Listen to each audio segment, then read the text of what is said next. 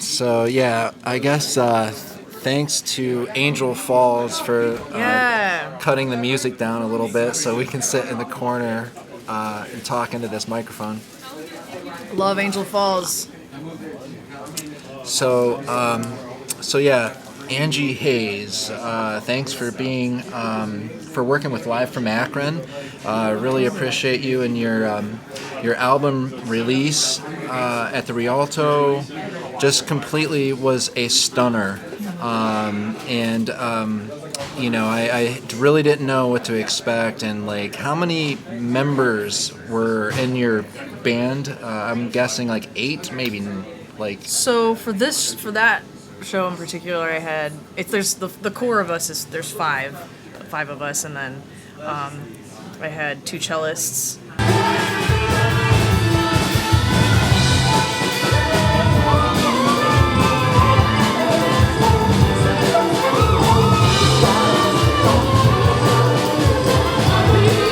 And then a couple guest vocalists that came on and accompanied us with some harmonies and some additional stuff like that. Okay, so like 8 to 9. Mm-hmm. Okay, that's kind of the way I never actually counted, but I know the cellists in front was the cherry on top. I don't know what to say. I mean, it was just like that one. It was like the element. Yeah, they're great. They're so good. They're so talented. That pushed it to a level. You know what I mean? Oh, okay. And that was like part of the, I don't know. But anyway. Cool. So they were down in sort of like an orchestra pit.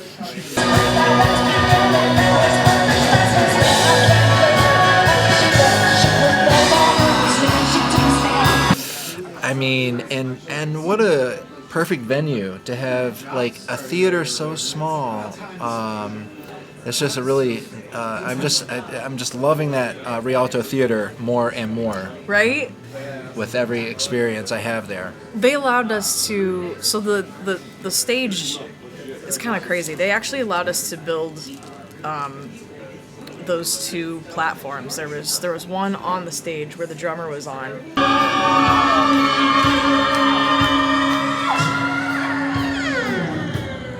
And a couple friends of mine, those were their like crate. What are they called? Risers. Well, they weren't official risers. They built them. They just actually built them that day. Yeah. Put them on. So there was one for the drummer, and then there was one we built in front of the stage for the cellists and for me to jump down. Okay.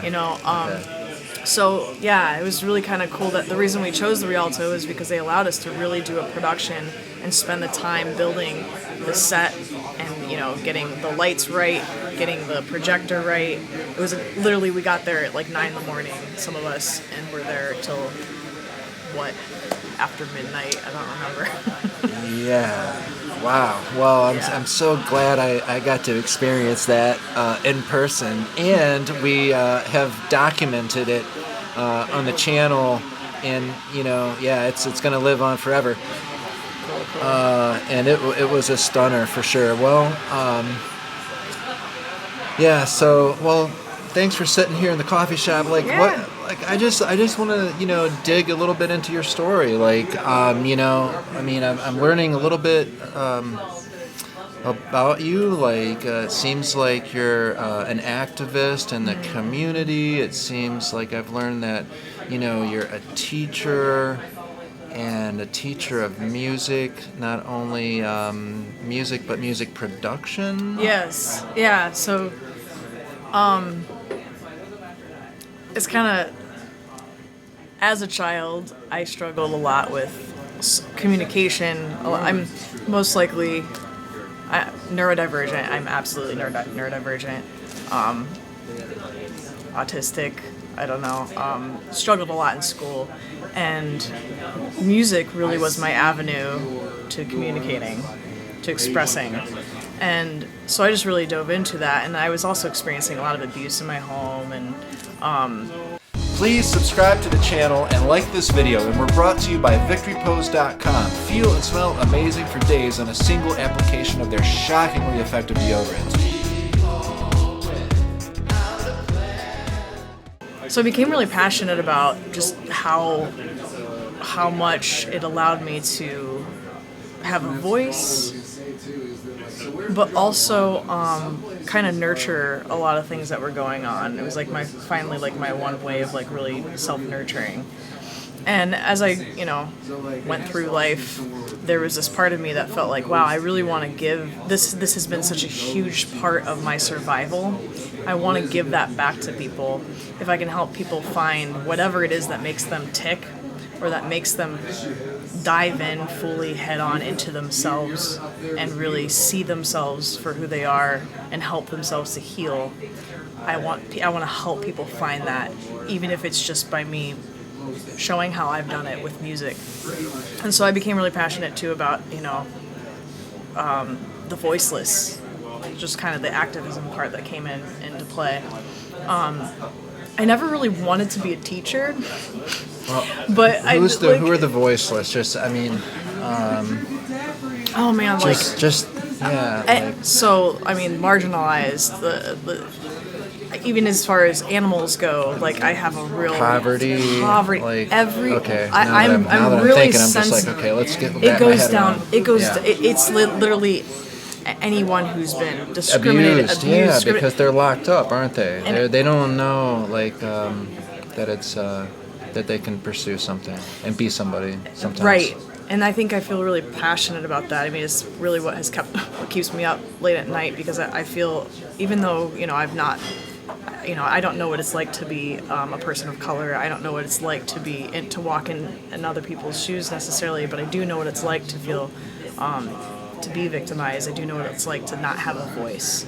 And so, but music gave me my voice. And so this part of me just became very passionate about how to incorporate my story so deeply into what I'm doing and my production, but also how do I fight for others? How do I stand for others? How do I show others that I did this without having a voice for so long. You can also do this. You can do something that gives you your sense of self, your dignity. So it just kind of became a passion of mine. I want nothing more than that, but to give that to people.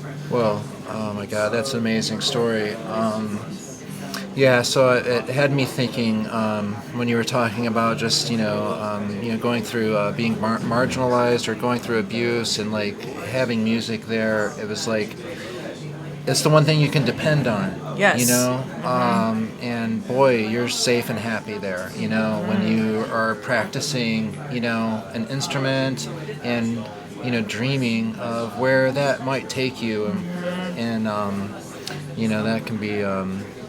That can be all some people have.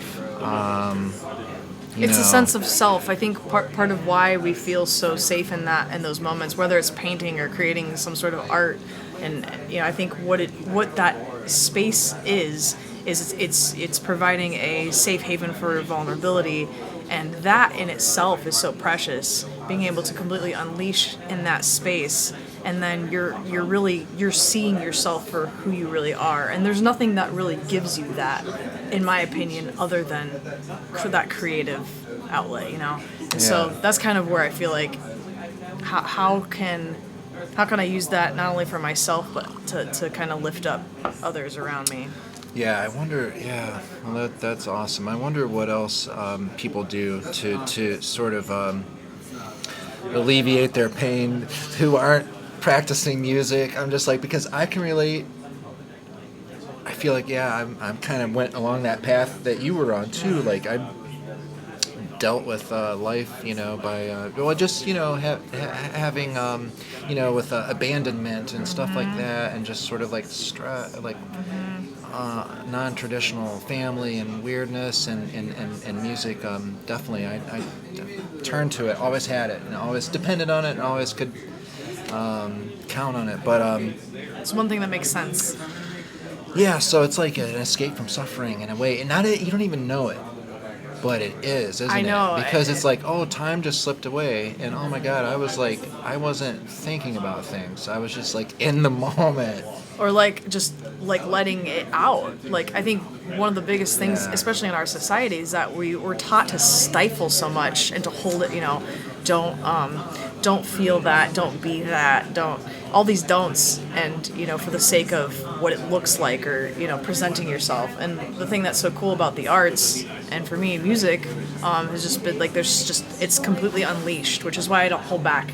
In my songs you'll hear I'm very, very I'm very unleashed. I put everything out there because I feel that if I can be so brave as to do that, not only am I acknowledging the things that need to be let out for myself, but I feel like I might be able to tell someone else that it's safe and it's okay, and maybe you need to do it too. Yeah, and you go pretty direct, because I haven't read your lyrics, but I have a feeling just from the emotional impact, which is really high, like emotional impact, and I've been noticing that this year. Gosh, like I just saw like Angel Olsen like headline the Nelsonville Music Festival. Ooh. Holy shit. And on that same weekend I saw S.G. Goodman. I don't know if she's on your radar, but she's an up and coming Western Kentucky singer-songwriter who's becoming really successful right now. Is planning a West Coast tour in 2023, headlining, I think. Nice. Any case, the emotional impact from that weekend and those two ladies and their bands, respectively. You should go to Nelsonville next year. That'd be amazing. Like honestly, you would fit in. That'd be amazing. Like, really good there. Yeah, I'll have to check that out. I would love to. They would love your shit. Oh, I think man, you might be ready, cool. because they have like, it's the best. Have you ever been there? I have not. No, I know of it, but I have not. No. Yeah, they have like different, sort of a new venue in a campground. Okay. And since the pandemic, they kind of just came back this year after maybe 2 years off. And the new venue is stunning. It's just Really? Rolling hills okay. down by Nelsonville, down by where the the Stewart's Opera House Theater is. Okay, It's down okay. by like Hocking Hills. Okay. Yeah. But that festival's been like famous for like decades. Wow. And I mean, people like, I don't know, like, Wilco, or like, I mean, I just saw like, Nico Case was also there when I was just there. I mean, it was Cool. I mean, like, they don't fuck around. Like, they get some major headlining, legendary All right. performers. I have to check that out. But they get a lot of up-and-comers too, because they have Nice. 3 stages, and the feel of that festival was very family-friendly. Okay. My daughter is 16, and we went together, and we now are going to be going back like every year. Nice. Because it's close to home, That's so cool. and literally you can pitch a tent, and the vendors are nice, the food's nice, and the music is off the charts. That's so cool. It's That's like fantastic. you're in Boulder, Colorado. I mean, it's Man. like, All right. it's pretty wild. Okay. Yeah, that's a good tip. I'll definitely tell my booking agency to book us there. Yeah, but we were talking about emotional impact, and I went on a major. Oh no, it's cool. No, you're fine. You're fine. Yeah, no, I think. But your lyrics, what I was saying is like I haven't read them, but yeah, I mean like, what kind of lyrical, like you're kind of reaching out directly to your message is right there. I have a feeling It in is. your lyrics. It is very much. I don't beat around the bush. I kind of always been like that. It's a lot of heavier. It's a bit heavier. It It has some darkness, but It does. I have a feeling there's like victory. Well, There's yeah, like the there's thing. probably a range. Yeah, the thing is, like, I do write very raw and direct often, but not so much. Like, I guess the point being, like, if you can really deal with your shit and you put it out there, then there's that healing. So usually you'll find in like a lot of my songs, like I'm like it might be really raw and uncomfortable for a minute, or like at a certain part of the song.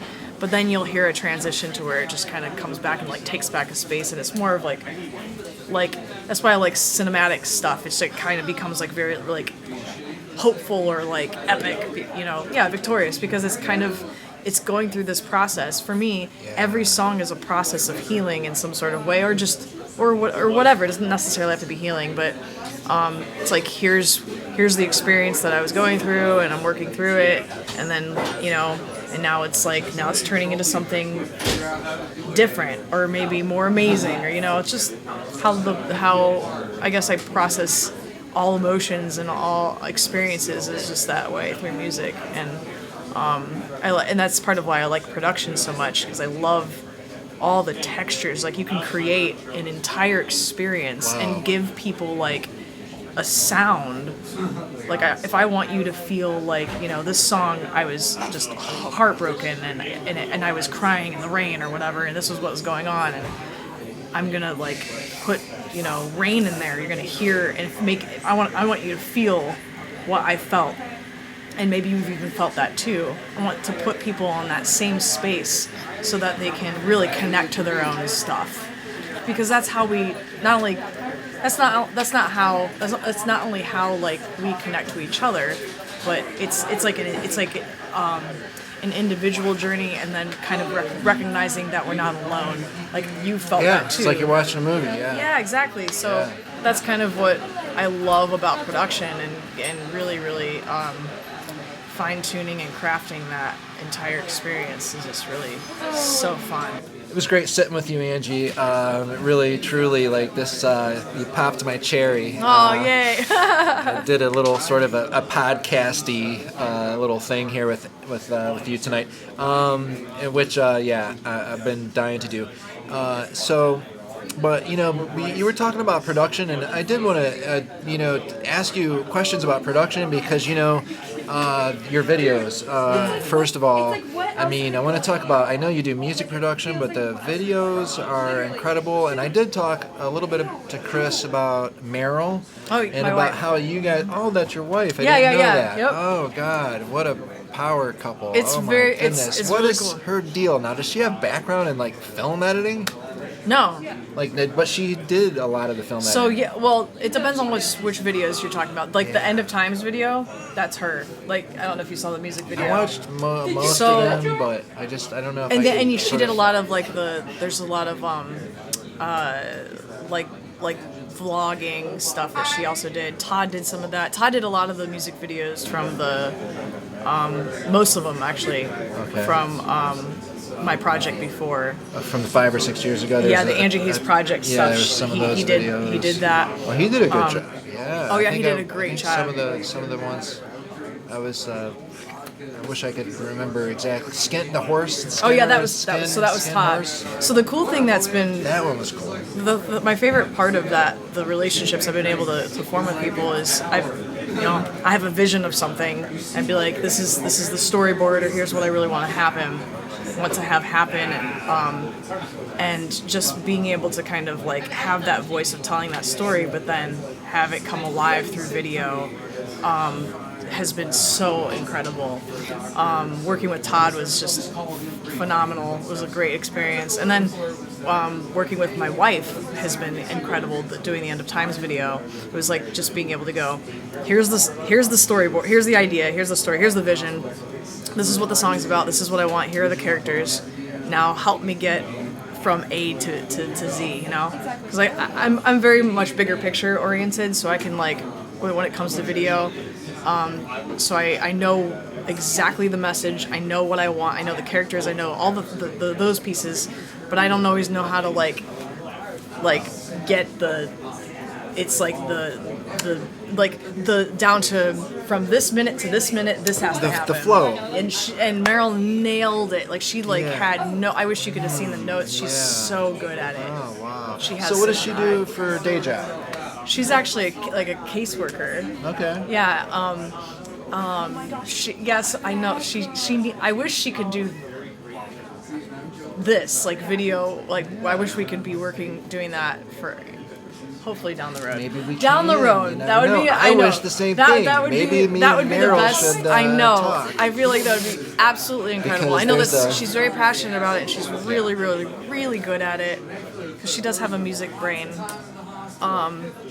Maybe she'd like to work for a media company called Live from Akron. I mean, I need somebody to come. I need help with this. I'm overwhelmed. I can. So I'll. It's a thing. You have to build it though. You have to build it before they come. I'm telling you. But we're doing it. That would be a really. I know she would be. I'll talk to her about that. Yeah. Oh my God. I know she wants that as an outlet. Yeah. She's so good at it. She has such an eye. Like a lot of the even the album cover my album cover she designed. She does a lot of visual. She has such an eye on her, and I have never really had an eye until her. Like I kind of never really had that part as much until her, and then understanding and going, oh, now I'm understanding what this and having this appreciation. How is she in front of the mic? Like talking, like interviewing somebody. You could totally like interview her. Being like, I mean, could she interview someone else? Oh yeah. Oh my God, yes. I mean, does she have that personality? Oh yes, she absolutely does. Okay. Yes. Because I'll put her to a test. Listen, this coming Friday, Akron Recording Company is hosting Where the Hell is Akron Volume 4. It's a release party. Yeah, okay. It's a massive party. It's Friday night, coming up this Friday. Shoot. And Live from Akron's going to be there, and we're going to be talking to our friends and family there, because like Brood X is coming to perform, and they're one of my favorite groups. That's so cool. Anyways, so Benny Lava and the ARC crew. So yeah. I'm going to be not only there trying to make content, but I'm bringing Victory Pose there too. Oh, trying to so cool. Promote, sell some deodorant. Yeah. But anyway, come down Friday and bring Meryl and let's hang out. That's so cool. I'm supposed to be going out of town this weekend. I'm playing in Kentucky. Look up SG Goodman when you're down there. Oh, that's right. That's who you were talking about. All right. I'll remind you. Yes, text me that information. I will. She's on my channel. So we were trying to find other artists to play with there. So. Check it out. I did a rundown of Nelsonville, and it's on our YouTube channel, Live from Akron. Cool. It's Ferratu's rundown, and I'm just like I made a report like. That's awesome. Took some footage of Angel Olsen and SG Goodman. Well, shoot. I wonder if we could try to put someone together, a show or something. Yeah, I'll have to look her up. Yeah, she's massive. She's massive. She's like a rock star. Like so cool. Tyler Childer. What's that guy? What's that country singer's name? Tyler Childers? I'm not sure. Yeah, I think he's like a massively famous country star. Okay. Tyler Childers. Anyways, he covered SG's song. So she's like, wow. She's big. All right. Nice. That's pretty cool. So I don't know. Anything else I should ask you before we wrap up? I'm trying to think. I know we kind of went music production. I don't know. I know I touched on. I do teach music production. I don't know. Yeah, hit up angiehaze.com, right? Yes. Like that's where we're at, and watch the videos on YouTube that she has, and we're gonna have awesome content on Live from Akron from Angie Haze, and we were previewing it just now. It looks sick. I'm so excited about that one. Right. Yay. Thanks, Angie. Thank you You're so much. awesome. I appreciate it. Thanks a lot.